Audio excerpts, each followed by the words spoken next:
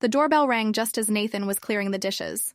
I wasn't expecting anyone, but when I opened the door, my breath caught. Trevor stood there, broader than I remembered. That same confident smile that used to make all the wives at Nathan's games steal glances. "Well, if it isn't little Veronica," he said, his voice carrying that familiar warmth that always made my pulse quicken.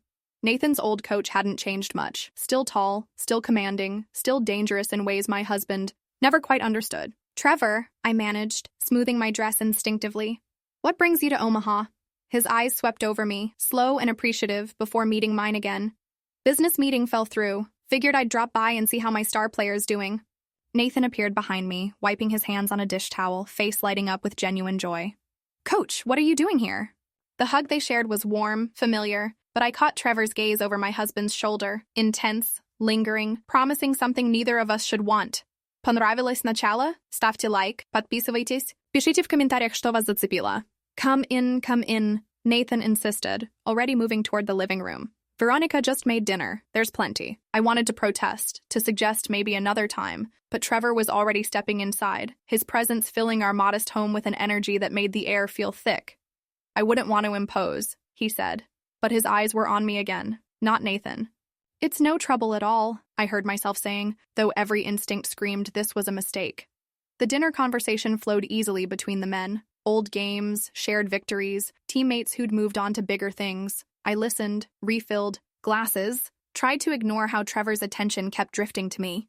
When Nathan excused himself to take a work call, the silence that settled between Trevor and me felt charged, electric. "You look incredible," he said quietly, his voice just above a whisper. "Marriage suits you." I felt heat rise in my cheeks. "Trevor." "Nathan's lucky," he continued, leaning slightly forward. "Always was when it came to the best things in life." By the time Nathan returned apologizing about work emergencies, I'd already poured Trevor another glass of wine, my hand trembling slightly as I set it down. The conversation resumed, but something had shifted. Every casual brush of Trevor's, fingers when he reached for his glass, every loaded glance when Nathan wasn't looking, every low chuckle at something I said, it all built into something I couldn't ignore. When Nathan started yawning around 10, I knew we were approaching dangerous territory. "You should crash here tonight," Nathan offered, rubbing his eyes. "It's late, and you've been drinking." Trevor glanced at me. "I don't want to be a burden." "Nonsense," Nathan said, already standing. "The couch pulls out. Veronica can grab you some pillows." My heart hammered as Nathan headed upstairs, calling back about fresh towels in the hall closet. Trevor stood slowly, moving closer until I could smell his cologne, something darker, more mature than what Nathan wore. "I should get those pillows," I whispered, but didn't move. "Should you?" His fingers brushed my arm, just barely, but enough to send electricity through my skin. "Nathan trusts you," I said, though my voice lacked conviction. "Maybe he shouldn't." The words hung between us, heavy with implication. Upstairs, I heard Nathan moving around, getting ready for bed, completely unaware of the storm brewing in his living room. I fetched the pillows with shaking hands, acutely aware of Trevor's presence as he helped pull out the sofa bed. Our fingers touched as we arranged the sheets, and I felt that familiar heat spreading through me, the same feeling I'd gotten watching him coach all those years ago. "Good night, Coach," I said, trying to keep my voice steady. "Good night, Veronica." But neither of us moved toward our respective spaces. An hour later, I lay in bed listening to Nathan's deep, steady breathing. He'd fallen into sleep easily, the way he always did after wine and good company. But I was wide awake, every nerve ending alive with awareness of the man sleeping just below us. I told myself to stay put, to be the good wife I'd promised to be. But when I heard the soft creak of floorboards, my resolve crumbled. I slipped, out of bed, my bare feet silent on the cool hardwood. Trevor was in the kitchen, backlit by the refrigerator light, drinking water from a glass. He wasn't surprised to see me. If anything, he looked like he'd been waiting. Couldn't sleep either? I shook my head, suddenly aware of how thin my nightgown was, how the fabric clung to my silhouette in the dim light. "This is dangerous," I whispered, but moved closer anyway. "I know." His hand came up to cup my cheek, thumb tracing along my jawline. "We should stop." "We should," he agreed, but his other hand settled at my waist, pulling me against him. The kiss was inevitable, like gravity, slow at first, testing, then deeper as I melted into him. His lips were different from Nathan's, more demanding, confident in a way that made my knees weak. His hands roamed my back, fingers tracing the curve of my spine through silk. I gasped against his mouth as he lifted me onto the kitchen counter, the cool granite shocking against my warm skin. "You're so beautiful," he murmured against my throat, his breath hot and urgent. My fingers tangled in his hair as he traced kisses down my neck, each touch setting my skin ablaze. "Trevor," I breathed, arching into his touch as his hands explored, places Nathan hadn't paid attention to in months. He knew exactly how to make me respond, reading my body like sheet music. When his fingers found the hem of my nightgown, I didn't stop him. I wanted this, needed it, craved the attention of a man who looked at me like I was something precious. The fabric whispered as it fell away, leaving me exposed in the moonlight streaming through our kitchen window. Trevor's intake of breath was audible, appreciative. "Perfect," he said, hands mapping every curve, every sensitive spot that made me shiver. His touch was reverent but hungry, experienced in ways that showed he knew exactly what he was doing. When he lifted me again, carrying me to the living room, I wrapped my legs around his waist, feeling the firm press of his body against mine. The sofa bed welcomed us, sheets still warm from where he'd been lying. There was no hesitation now, no second thoughts, just need, raw and consuming. His mouth found mine again as his hands continued their exploration, drawing soft gasps from my lips. "Tell me you want this," he whispered against my ear, his voice rough with desire. "Yes," I breathed, the word barely audible but carrying all the weight of my decision. He kissed me deeper then, his body settling between my thighs with perfect pressure. The feel of him, solid and warm, made every rational thought scatter. His lips traced lower, following paths that made me arch and gasp. He took his time, savoring each reaction, each soft sound of pleasure. My fingers gripped the sheets as waves of sensation washed over me, building higher with each deliberate caress. This was what I'd been missing, what I'd craved without even realizing. Someone who worshipped my body like it was art. When he finally joined with me, the connection was electric, immediate. We moved together in perfect rhythm, bodies finding their natural dance. Every thrust sent sparks through my core, building toward something explosive.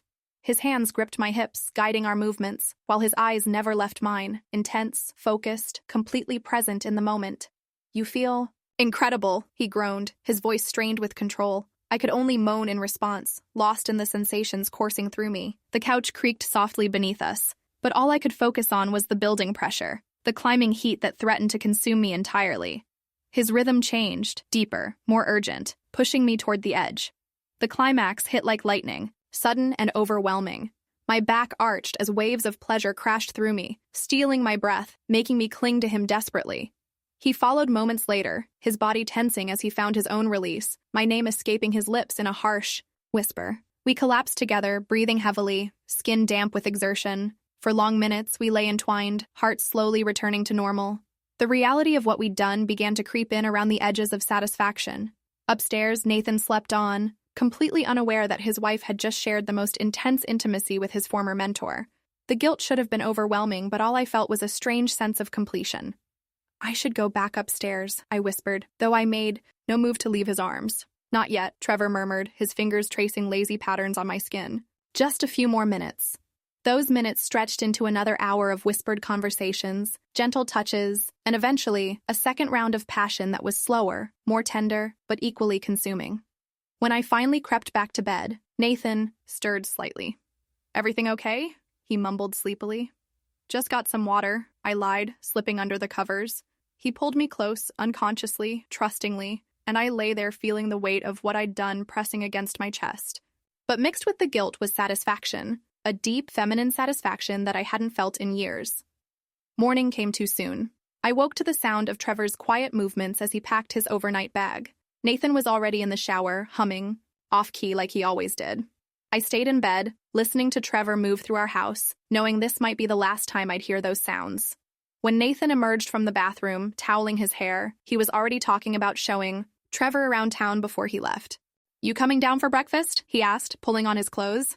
"In a minute," I said, needing time to compose myself before facing them both. By the time I made it downstairs, they were already at the kitchen table, Trevor looking completely at ease while Nathan scrambled eggs.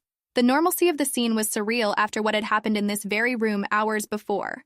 "Morning, beautiful," Nathan said, kissing my cheek as I passed. Trevor's eyes met mine over my husband's shoulder, and I saw the memory of our night reflected there. "Sleep well?" Trevor asked innocently, but the slight smirk playing at his lips told me he was thinking of anything but sleep.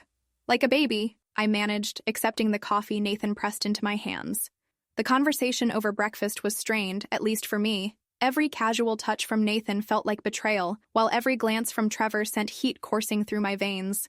They discussed Trevor's work, Nathan's team, mutual friends, ordinary things that felt extraordinary against the backdrop of my secret. I found myself studying Nathan's face, searching for any sign that he suspected, but he was obliviously happy, thrilled to reconnect with his old coach. I should probably head out soon, Trevor said eventually, checking his watch. Long drive, back to Chicago. Nathan's face fell slightly. Already? You just got here. Duty calls, Trevor said, but his eyes were on me. Maybe we can do this again sometime.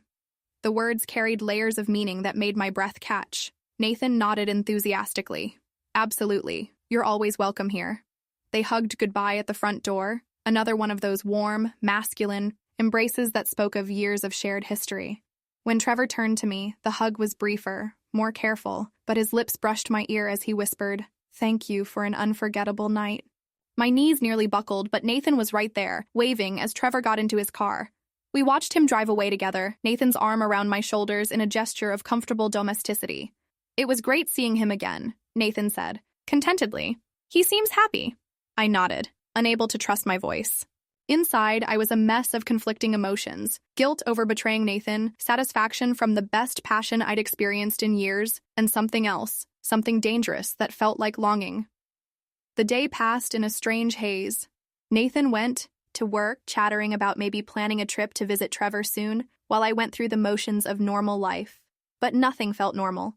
Every surface Trevor had touched seemed to hold heat. Every room we'd been in together hummed with memory. I found myself replaying every moment, every touch, every whispered word. That evening, as Nathan and I settled into our usual routine, I studied my husband with new eyes. He was a good man, faithful, dependable, loving in his steady way. But there was something missing, something I'd forgotten I needed until Trevor reminded me. The passion, the hunger, the feeling of being truly desired. Nathan loved me, but he didn't crave me the way Trevor had. "You seem distracted tonight," Nathan observed, looking up from his laptop. "Everything okay?" I forced a smile. "Just tired." He closed the laptop, moving to sit beside me on the couch. "Maybe we should go to bed early," he said, his hand resting on my knee. The touch that should have felt familiar now felt foreign, wrong somehow after Trevor's hands had mapped the same skin with such reverence. We made love that night, gentle and familiar, and I tried to lose myself in Nathan's embrace.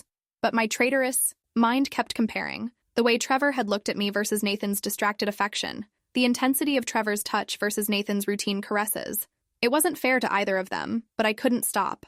Nathan fell asleep satisfied, holding me close, while I lay awake staring at the ceiling. The next few days blurred together. Nathan returned to his normal schedule, but something had changed in me. I found myself distracted, replaying that night obsessively. Every time my phone buzzed, my heart raced, hoping it might be Trevor. But there was nothing. No texts, no calls, no sign that our encounter had affected him the way it had me. Maybe for him, it had just been a pleasant interlude, a conquest to add to his collection. The thought stung more than it should have. A week passed, then 2. Nathan mentioned Trevor casually a few times, wondering aloud when they might see each other again. Each mention was like a knife twist, reminding me of what I'd done and how easily I'd crossed a line I'd never imagined crossing. I threw myself into work, into housework, into anything that might distract me from the memory of Trevor's hands on my skin. But late at night, when Nathan slept beside me, I'd remember. The way Trevor had made me feel beautiful, desired, alive in ways I'd forgotten were possible. The guilt was there, constant and heavy, but so was the longing. I'd opened a door that night, stepped through into something dangerous and intoxicating, and now I didn't know how to close it again. Then, 3 weeks after that dinner, my phone rang. Unknown number, Chicago area code. My hands shook as I answered. "Veronica?" Trevor's voice sent electricity through my entire body.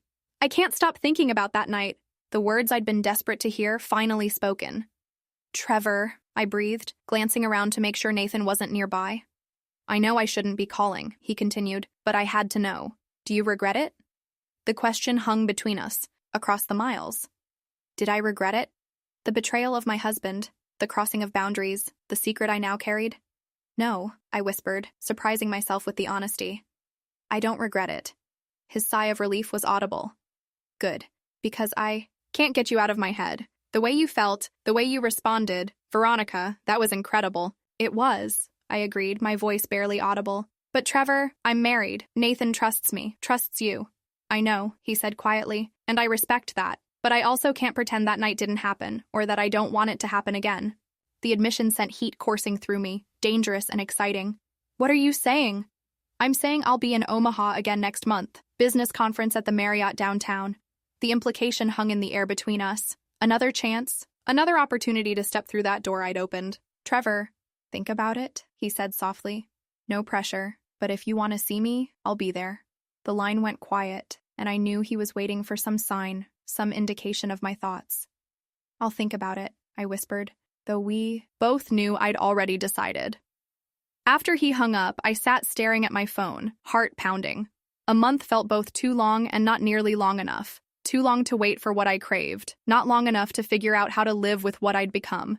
I was no longer the faithful wife I'd been a month ago. I was someone who could lie to her husband's face, someone who craved another man's touch, someone who was already planning her next betrayal. That night, Nathan made dinner, chattering about his day while I sat across from him, seeing him through the lens of my deception. He was still the same good man I'd married, still loving and trustworthy and kind, but I was different now, changed in ways he couldn't see, but that felt fundamental to who I was becoming. When he reached across the table to squeeze my hand, I squeezed back, all while knowing I was already planning to betray him again. You know what? Nathan said suddenly, his face brightening. I should call Trevor, see how he's doing. My heart stopped. Now? Why not? It's not too late. He was already reaching for his phone, and I watched in fascination and horror as he dialed the number of the man I'd been intimate with, the man I was planning to see again. Trevor! Hey, it's Nathan. How are you, buddy? I listened to half a tea conversation. Trevor's voice distant but warm through the speaker. They chatted about work, about Nathan's team, about life in general. Nathan laughed at something Trevor said, completely unaware that his wife and best friend shared a secret that would devastate him. Veronica says hi, Nathan added at one point, glancing at me with a smile. I managed to wave at the phone, wondering what Trevor was thinking on the other end. We should definitely get together again soon, Nathan said as the call wound down. Maybe Veronica and I could come visit you in Chicago. My blood ran cold at the suggestion, but Trevor handled it smoothly, suggesting they'd figure something out. When Nathan hung up, he was beaming. He sounds great. I'm so glad he stopped by that night. If only he knew just how glad I was too. The weeks that followed were a strange kind of torture. Every day brought me closer to the conference, closer to another chance to be with Trevor. I found myself taking extra care with my appearance, buying new lingerie, planning excuses for why I might need to be out of the house. Nathan, bless him, noticed nothing amiss, just commented that I seemed to be taking better care of myself lately. You look beautiful, he said one morning, watching me apply makeup with unusual attention. Thank you, I said, meeting his eyes in the mirror. The compliment should have meant everything. It came from my husband, the man who'd promised to love me forever. But all I could think about was how Trevor would look at me, how his eyes would darken with desire when he saw me again. 2 days before the conference, I made my decision official. I booked a room at the Marriott, telling Nathan I was having a girls' weekend with my college roommate who was visiting. The lie came so easily it scared me. A month ago, I couldn't have imagined deceiving him like this. Now it felt as natural as breathing. That sounds great, honey, Nathan said, kissing my forehead. You deserve some fun. The night before I was supposed to meet Trevor, I lay beside Nathan, listening to his peaceful breathing. He trusted me, completely, loved me without reservation, and I was about to betray that trust again. The guilt was there, sharp and constant, but it was overwhelmed by anticipation. Tomorrow, I would feel alive again, desired again, beautiful in the way only Trevor seemed to see me. I love you, Nathan murmured in his sleep, his arm tightening around me. The words were like a knife to my heart, but they weren't enough to stop me. I was already too far gone, too addicted to the way Trevor made me feel to turn back now. I love you too, I whispered back, and meant it. But apparently, love wasn't enough to keep me faithful. The next morning, I kissed Nathan goodbye like any other day, promised to have fun with my imaginary friend, and drove to a hotel to meet my husband's former coach for another night of betrayal. As I walked through the lobby, my heart hammered with anticipation and terror. I was crossing another line, making this pattern instead of mistake. There would be no going back after this. Trevor was waiting in the bar, looking distinguished in a dark suit, and when he saw me, his face lit up with the kind of desire I craved. You came, he said, standing to greet me. I wasn't sure you would. Neither was I admitted, letting him pull me close for a kiss that tasted like whiskey and promises. Around us, the hotel hummed with normal life, business travelers, tourists, people living honest lives. but I was no longer one of them. He led me toward the elevators, his hand warm on the small of my back. I caught my reflection in the polished doors. I looked like a woman on her way to an affair, flushed with excitement and guilt in equal measure. The doors closed, sealing us in together, and I knew there was no pretending anymore. I wasn't the faithful wife Nathan thought I was. I was someone else entirely, someone hungry, reckless, alive with dangerous possibility. Some say the heart wants what it wants, but what happens when what you want could destroy everything you've built? If you were in my shoes, caught between safe love and dangerous passion, what would you choose?